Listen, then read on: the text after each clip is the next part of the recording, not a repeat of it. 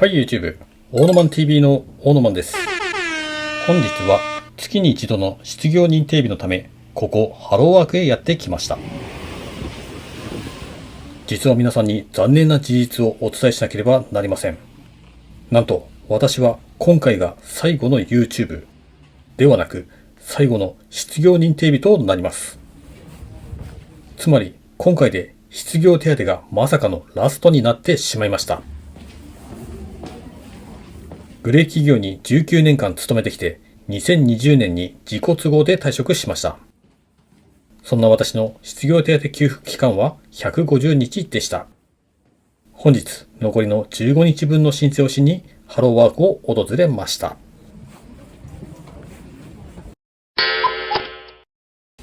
申請を終えた後は職業相談を受けました。職業訓練校に通っている人は必ず相談を受けなければなりません。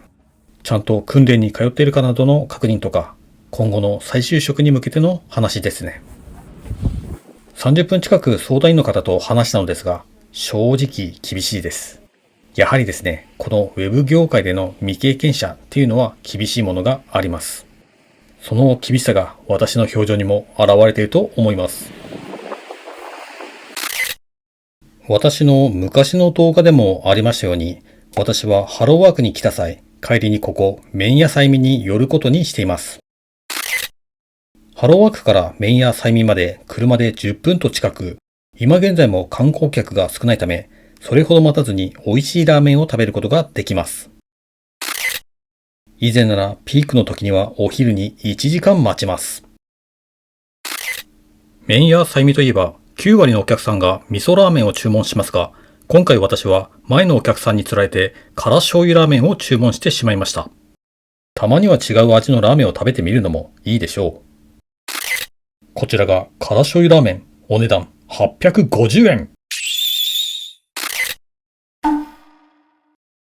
はい、というわけで帰宅して参りました。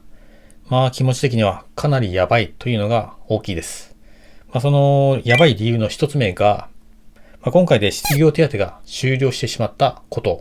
で、二つ目が、ウェブ業界への再就職が厳しいということが挙げられます。ただですね、失業手当が終了しても、職業訓練受講給付金というのが月10万円支給されるんですよ。ただし条件があります。例えば、本人の月の収入が8万円以下とか、世帯全体の月の収入が25万円以下とか、あとは世帯全体の金融資産が300万円以下などの条件があります。で、昔の動画でも言ったんですけども、ここで言う世帯という括りがクセモノなんですよ。今私、札幌の実家に暮らしてるんですけども、私と親父の世帯って住民票的には分かれてるんですよ。一戸建てだけど、いわゆる2世帯です。でも、一緒に暮らしている場合、同一世帯とみなされるんですよ。私個人としては、金融資産は300万円以下です。47歳、無職、金融資産300万円以下。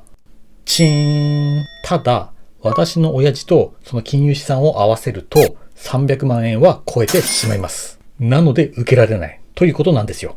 やっぱりですね、これからもし職業訓練を受けようとしている方に、アドバイスするならば、できれば公共職業訓練を受けるべし。現在私が受けているウェブサイトの職業訓練は、正確には求職者支援訓練になります。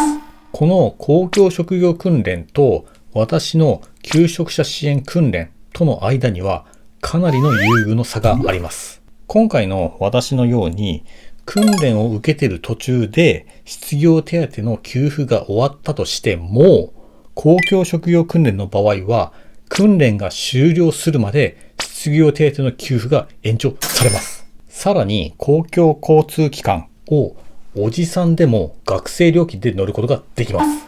でもですね、今回私、求職者支援訓練にして、後悔はしてません。はい。なぜなら一番の大きな理由としては、Y子さんという素晴らしい女性に出会えたことです。はい。そして次に挙げるとしたら、クラスの素敵な仲間たちとも出会えた。もうこれだけで私は胸いっぱいです。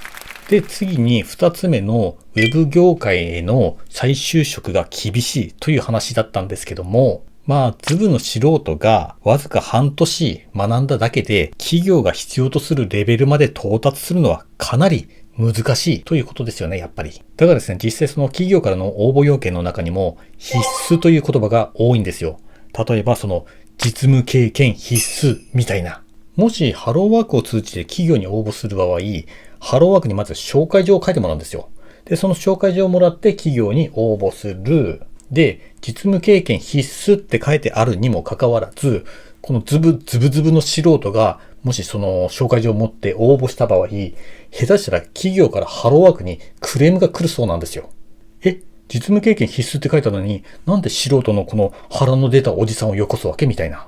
それそうですよね。企業としても、お金と時間をかけて面接をするのに、なんで応募要件以外の人間をよこすんだって、それは怒りますよ。で、このウェブサイトの制作自体の求人も少ないんですけども、さらにこのズブの素人でも OK という企業が、ほんとこの札幌ではほとんどないんですよ。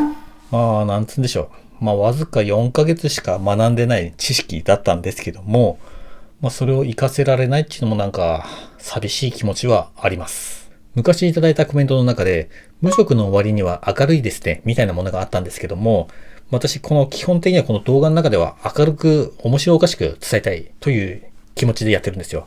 ただですね、いざこの時期になると、ちょっととても微妙な心境なのは間違いないです。だから今後、その再就職に向けた活動をしていくんですけども、もしその再就職がマジで決まらなかった場合、もうバイトするしかないと思います。とりあえず今しばらくこの実家には住まわせてもらいたいなという気持ちはあります。で、私がこの実家に住まわせてもらうための条件としていろいろありまして、家の掃除、家のすべての部屋の掃除をする。あとは台所の掃除、トイレ掃除、風呂掃除、洗面所の掃除、あとゴミ投げとか、あと親の買い物の付き添いとか、その他もろもろを手伝うというのをやるから家に置いてくれということで今のところ済ませてもらってます。先日投稿した日だったんですけども、珍しくワイコさんとお話しすることができたんですよ。私が話しかけたっていうのはあるんですけども、で、最近ちょっと私感じるのが、ワイコさんからしてみたら、いい迷惑なんじゃないのかなというのをちょっと感じるようになってます。はい。というのがですね、自分の20個上のおっさんが話しかけてくる。20個上の腹の出た無職のおっさんが話しかけてくる。おっさん何言っちゃってるわけみたいな。